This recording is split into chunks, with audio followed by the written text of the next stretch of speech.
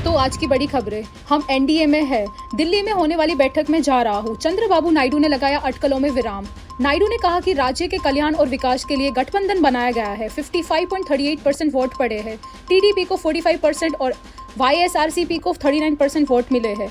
कई टीडीपी कार्यकर्ताओं की रातों की नींद उड़ गई है और उन्हें प्रताड़ित किया गया है।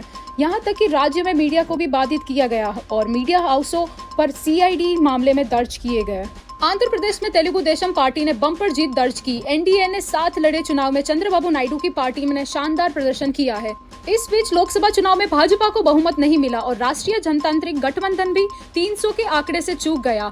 तब से ही अटकलें लगाई जाने लगी कि टीडीपी और जेडीयू से इंडिया के घटक दल बात करेंगे और उन्हें अपने साथ आने के लिए मनाएंगे। नरेंद्र मोदी ने प्रधानमंत्री पद से इस्तीफा दिया। बोले, हार जीत राजनीति का हिस्सा, नंबर गेम चलता रहता है।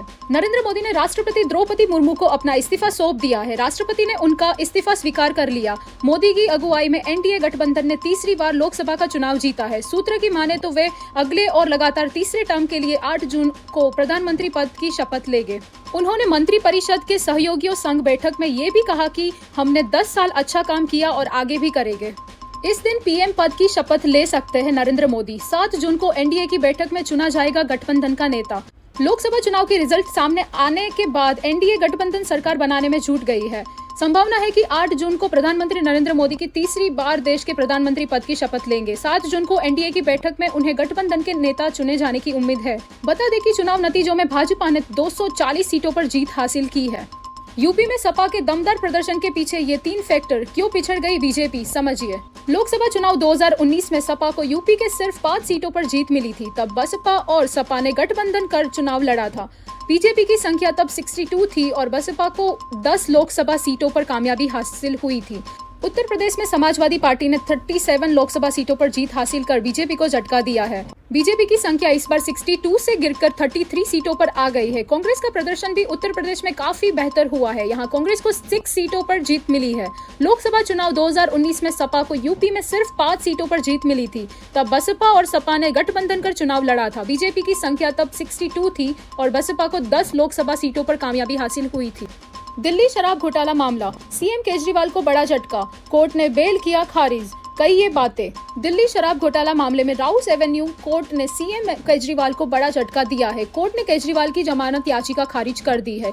जानिए कोर्ट ने क्या कहा। दिल्ली शराब घोटाला मामले में सीएम अरविंद केजरीवाल को राउस एवेन्यू कोर्ट ने बड़ा झटका लगा है। कोर्ट ने मुख्यमंत्री अरविंद केजरीवाल की अंतरिम जमानत याचिका खारिज कर दी है।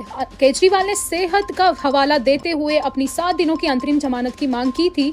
इस याचिका को कोर्ट ने खारिज कर दिया है और कहा कि जेल प्रशासन केजरीवाल की बीमारी से संबंधित जांच कराए।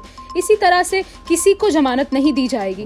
केजरीवाल की अंतरिम जमानत का विरोध करते हुए ईडी ने कहा था कि केजरीवाल अदालत को गुमराह कर रहे हैं। ईडी ने आरोप लगाया कि लगातार चुनाव प्रचार कर रहे केजरीवाल का स्वास्थ्य तब खराब हुआ जब सरेंडर करने का समय आया। शिवसेना होगी एनडीए में वापसी, उद्धव ठाकरे ने इंडिया गठबंधन की बैठक से किया किनारा। महाराष्ट्र से एक और बड़ी खबर ये है कि एनसीपी चीफ अजित पवार भी एनडीए की बैठक से किनारा कर लिया है। हालांकि मुख्यमंत्री शिंदे जरूर दिल्ली में होने वाली बैठक में शामिल होने के लिए मुंबई से आ रहे हैं। लोकसभा चुनाव के नतीजे सामने आने के बाद छोटे सहयोगी दलों की निकल पड़ी है। बिहार के मुख्यमंत्री नीतीश कुमार एनडीए की बैठक में शामिल होने के लिए दिल्ली पहुंच चुके हैं। वहीं टीडीपी चीफ चंद्रबाबू नायडू भी दोपहर तक दिल्ली आने वाले हैं। इसी बीच सबसे बड़ी खबर महाराष्ट्र से आ रही है। शिवसेना चीफ ने परिणाम सामने आने के बाद अपनी रणनीति बदल ली है।